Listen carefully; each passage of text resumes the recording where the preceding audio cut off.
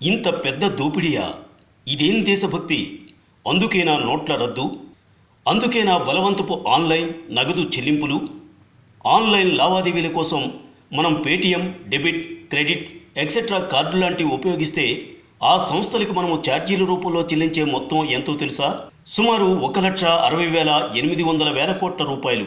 అంటే ఇది మన దేశంలో 2 రాష్ట్రాల బడ్జెట్తో సమానం. అంత పెద్ద మొత్తం పేటీఎం లాంటి సంస్థలకి కట్టబెడుతున్నాం. రిలయన్స్, అదానీలు, చైనా లాంటి దేశాల భాగస్వామ్యంతో నడిచే పేటీఎం, రిలయన్స్ మనీ లాంటి సంస్థలకి అంత పెద్ద మొత్తంలో దేశ సంపదని దోచిపెట్టడం ఒక ఎత్తుగడైతే, సంపద మొత్తం విదేశాలకి తరలిపోవడం మరొక ఎత్తు.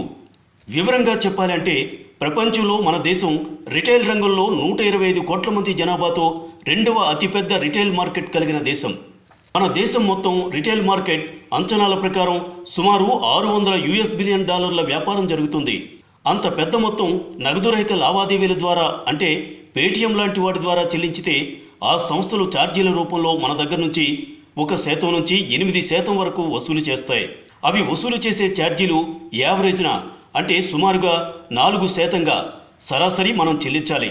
అంటే మన దేశంలో $600 బిలియన్ రిటైల్ వ్యాపారం జరిగితే దాని మీద 4%, అనగా $24 బిలియన్ వివిధ ఛార్జీల రూపంలో చెల్లించాలి. 1 బిలియన్ అంటే 100 కోట్లు. ఇప్పుడు $1 విలువ 67 రూపాయల ఇండియన్ కరెన్సీ అనుకుంటే, దీనిని మన ఇండియన్ కరెన్సీలో లెక్కిస్తే $24 billion into 67 equal 1,608 billion Indian rupees.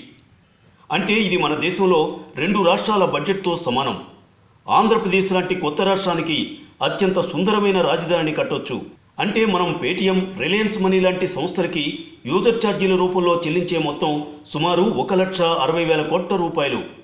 మనం నగదుని నగదు రూపంలో చెల్లిస్తే కేంద్ర రాష్ట్ర ప్రభుత్వాలకి చెల్లించే పన్నులు తప్ప ఇంకేదీ చెల్లించనవసరం లేదు. కానీ నగదు రహిత లావాదేవీలతో పేటీఎం లాంటి ప్రైవేట్ సంస్థలకి లక్షల కోట్లు మనం ఎందుకు చెల్లించాలి? ఇంత పెద్ద దోపిడీ ప్రపంచంలో ఏ దేశంలో జరగలేదు. అగ్గిపుల్ల, సబ్బుబిళ్ళ, కుక్కపిల్ల, బీడీ కట్ట, కొబ్బరి మట్ట కొనలేమా పేటీఎం లేకుండా? ఇది అందరికీ తెలియచేయండి. మన పవర్ ఏంటో తెలియచేద్దాం. మేలుకో ఇండియా.